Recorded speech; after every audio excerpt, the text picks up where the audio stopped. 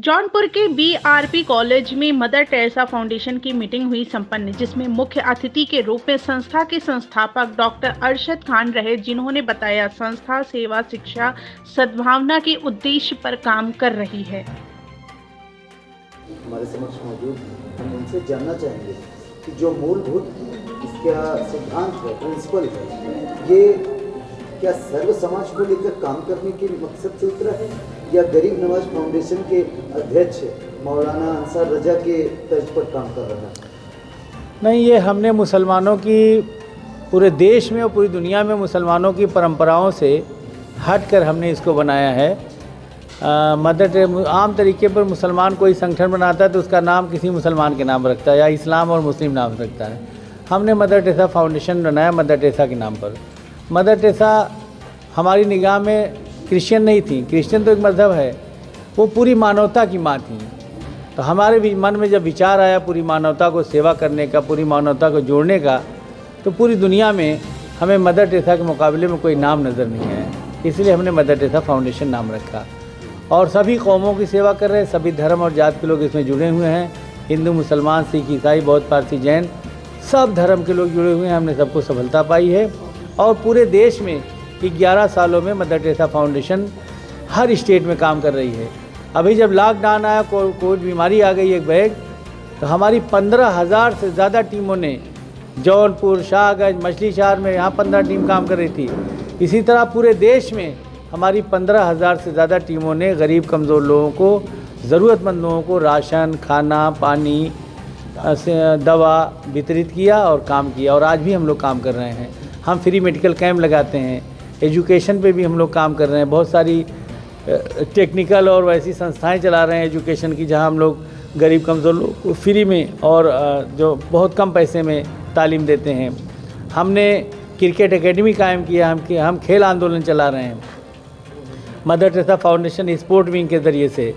क्योंकि जब ओलंपिक होता है या कोई विश्व का गेम होता है तो चाइना 300 गोल्ड मेडल ले जाता है और भारत 3 ले आता है। ये हमारे लिए शर्म की बात है।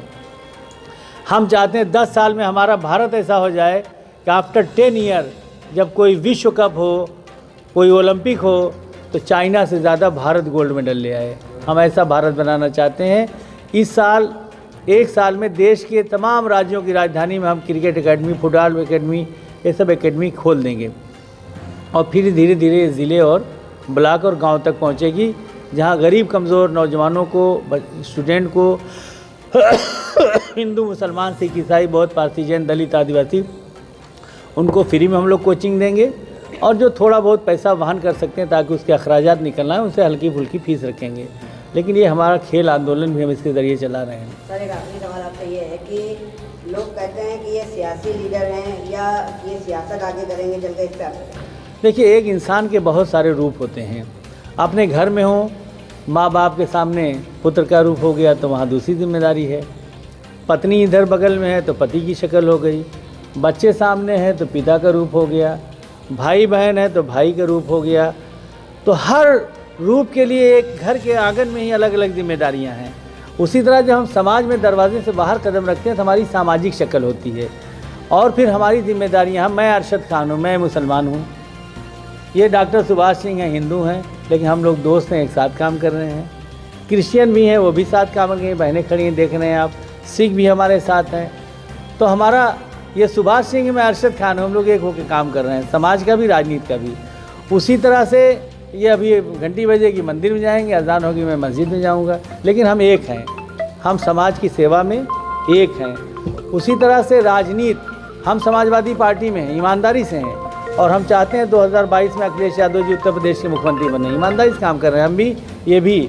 और इसमें बहुत सारे लोग समाजवादी पार्टी के हैं जो ईमानदारी से काम कर रहे हैं और चाहते हैं कि अखिलेश यादव 2022 में उत्तर प्रदेश के मुख्यमंत्री बने। हमारा इसके कोई राजनीतिक लक्ष्य नहीं है। जो नफ़रतें देश में बढ़ रही हैं, हिंदू और मुसलमानों के बीच में नफ़रत की खाई खड़ी की जा रही है, वो देश के लिए, समाज के लिए, धर्म के लिए ख़तरा है। उसको दूर करने के लिए सिर्फ एक रास्ता है, हिंदू, मुसलमान, सिख, ईसाई, बौद्ध, पारसी, जैन में मोहब्बत और भाईचारा पैदा किया जाए। अगर आप अच्छी बात करें तो भी लोग अच्छा लगता है, लेकिन अच्छा काम करें तो और लोगों को अच्छा लगेगा। किसी बीमार को देखने जाएं तो भी खुश हो जाएगा, लेकिन बीमार को 10 रुपये मदद कर देंगे तो और ज़्यादा खुश हो जाएगा। तो हम काम करके, लोगों की मदद करके, सेवा करके, लोगों के लिए संघर्ष करके लोगों को जोड़ना चाहते हैं, मोहब्बत भाईचारा पैदा करना चाहते हैं। अभी गोष्ठी में एक बात कही थी कि हम पूरे मुल्क में भ्रमण करते हैं, लेकिन देश के वर्तमान हालात जो बिगड़ते जा रहे हैं दिन प्रतिदिन, अब दिल्ली के बॉर्डर पर देखिए, सिंधु बॉर्डर, जो भी बॉर्डर्स हैं, जो सारे रास्ते हैं सीज कर दिए गए, किसान अपनी जिद पर अड़ा है, सरकार बैकफुट पे आने का नाम नहीं लेती है। आपका व्यक्तिगत जो प्रतिक्रिया है आपकी, हम वो जानना चाहेंगे।